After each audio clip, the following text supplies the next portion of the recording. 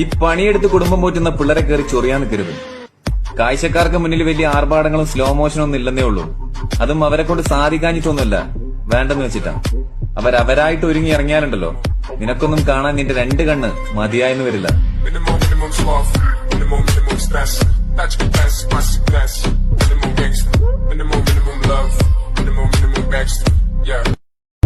ടൈമായി.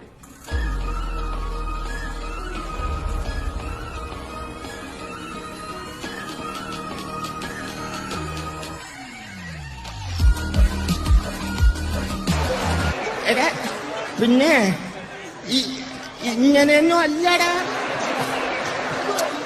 എടാ ഇത് നമുക്കിന്ന് പോണ്ടേ?